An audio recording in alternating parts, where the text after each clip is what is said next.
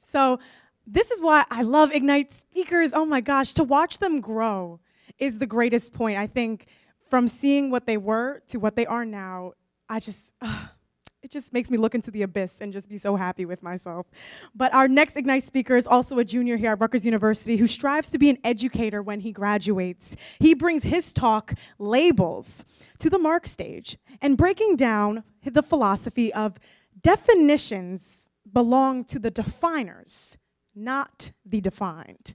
Let's give a warm and roaring round of applause to Ryan Pugliese.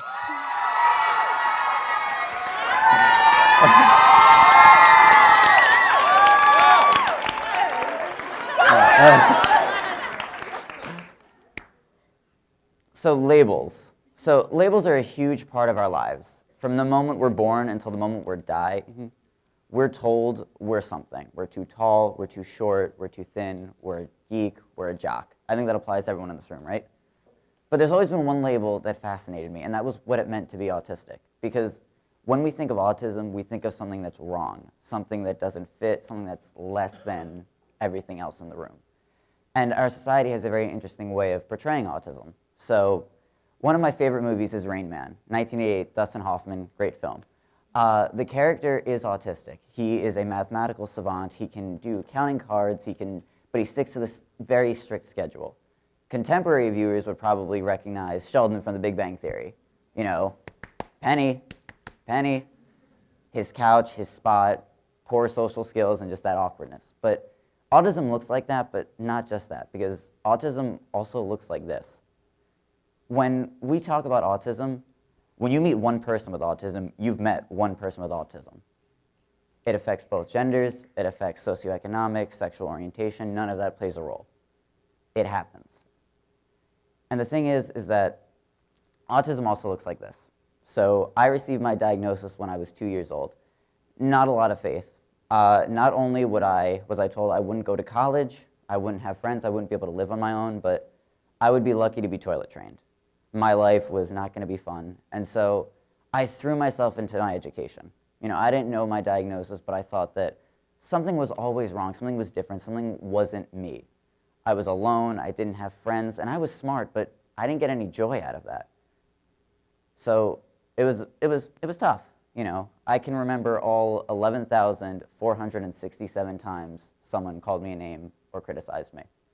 One of the gifts of it is this eidetic memory that just doesn't seem to go away. And I always felt alone. And in the end, I embodied what other people thought it meant to be autistic because I was so afraid to speak out. I was worried I was going to be mocked, bullied, harassed. I was going to say the wrong thing. I was going to hurt someone's feelings. And so I withdrew.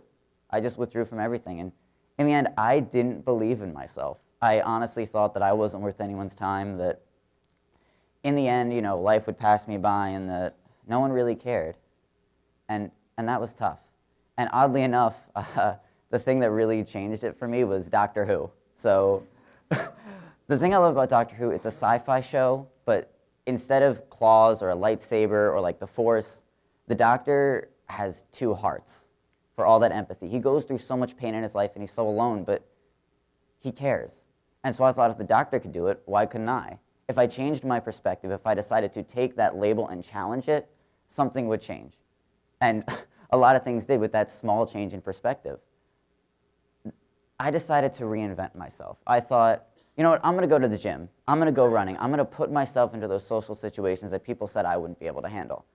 And wow, it really paid off in the end.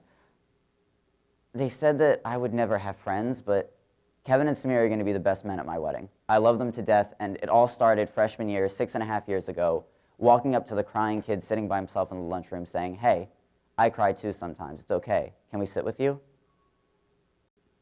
They're the reason I'm here. They're the reason that so much changed for me because I'm in college. I have a blank slate to paint what I want to be, not what other people perceive me to be, but who I am and who I feel like I should be. And I've really gotten involved here. I became a part of New Student Orientation, and to all the OLs, just, you know, Sam, Russell, just all of you all are my rock. you have all been there for me, and words cannot describe what this experience meant to me. Because in the end, they gave me this sense of love that I only thought that my mother would have for me. I felt that I had something to offer, that I could help people, that I could bring something to the table and make someone else smile. And I think that's what we all look in the end for. We just want that human connection. And I recognize that this journey that I'm on is a day-by-day thing. I still make mistakes. You know, this isn't, oh, and they all lived happily ever after. This is me, with all the flaws and the imperfections. Who I am is who I am, and I am proud of that. That is something so wonderful, because in the end, who I am now is not the person I was when I was 15. And who's standing before you right now, I'm going to be a different person at 25. This journey is going to take me through the rest of my life, and I'm so excited to see what comes next, because sky's the limit. And those chains of that label, I didn't let them break me. I broke them.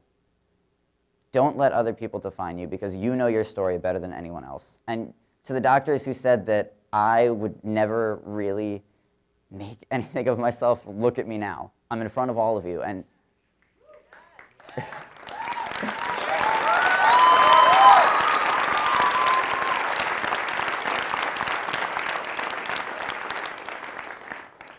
and the best is yet to come. Thank you.